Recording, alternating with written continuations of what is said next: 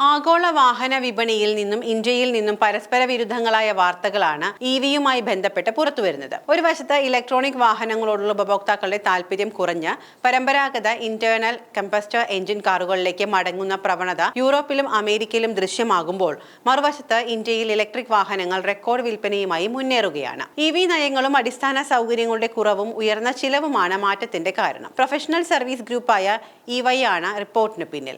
അതേസമയം ഇന്ത്യയിൽ നടപ്പു കലണ്ടർ വർഷം ഇലക്ട്രിക് വാഹനങ്ങൾക്ക് റെക്കോർഡ് വിൽപ്പനയെന്നാണ് കണക്കുകൾ സൂചിപ്പിക്കുന്നത്. നവംബർ വരെയുള്ള ആകെ ഇവി വിൽപ്പന 20 ലക്ഷം കടന്നു.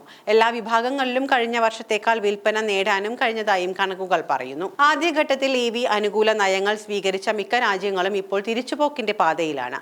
മുൻ പ്രസിഡന്റ് നടപ്പിലാക്കിയ ഇവി നയം US പ്രസിഡന്റ് ഡൊണാൾഡ് ട്രംപ് മാറ്റിയിരുന്നു. 2035ഓടെ ഇന്റേണൽ കമ്പസ്റ്റർ എഞ്ചിനുള്ള വാഹനങ്ങൾ ഒഴിവാക്കാനുള്ള നീക്കം യൂറോപ്യൻ യൂണിയനും ലഘൂകരിച്ചു.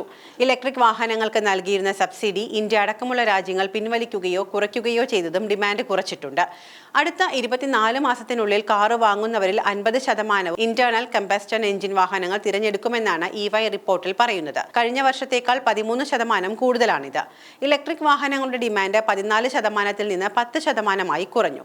ഹൈബ്രിഡ് കാറുകളുടേത് 16-ൽ നിന്ന് 5%-ആയി കുറഞ്ഞതായും ഇവൈ റിപ്പോർട്ടിൽ പറയുന്നു. ഇനി ഇലക്ട്രിക് കാറുകൾ വാങ്ങാൻ താല്പര്യമുള്ളവരിൽ 36% പേരും വാങ്ങൽ വൈകിപ്പിക്കുകയാണ്. ഭൗമ രാഷ്ട്രീയ പ്രശ്നങ്ങളാണ് വില്ലൻ. പൊതുനിരത്തുകളിലും ഹൈവേകളിലും ആവശ്യത്തിന് ചാർജിംഗ് സ്റ്റേഷനുകൾ ഇല്ലാത്തത് ഉപഭോക്താക്കളെ ആശങ്കപ്പെടുത്തുന്നുണ്ട്.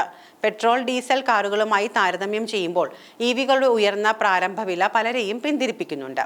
ഒറ്റ ചാർജിൽ ലഭിക്കുന്ന ദൂരം സംബന്ധിച്ച ആശങ്ക ഇപ്പോഴും നിലനിൽക്കുന്നുണ്ട്.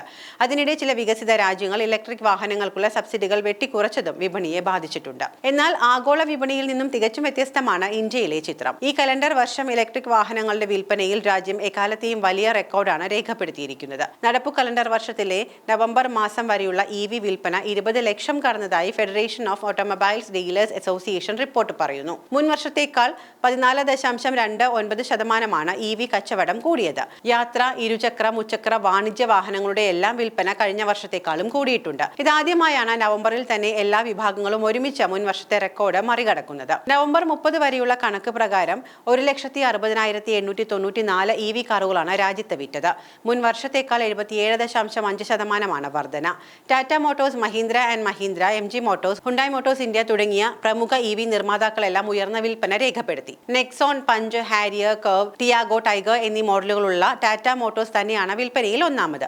എന്നാൽ വിപണി വിഹിതം മുൻവർഷം 63.5%-ആയിരുന്നത് ഇക്കുറി 39.25%-ആയി കുറഞ്ഞു. എന്നാൽ തൊട്ടു പിന്നിലുള്ള MG മോട്ടോഴ്സിന്റെ വിപണി വിഹിതം 19.79-ൽ നിന്ന് 30%-ലേക്ക് കുതിച്ചതായും കണക്കുകൾ പറയുന്നു. രാജ്യത്തെ ഏറ്റവും കൂടുതൽ ഡിമാൻഡുള്ള ഇവികളിലൊന്നായ വിൻസറിന്റെ വരവാണ് കാര്യങ്ങൾ മാറ്റിമറിച്ചത്.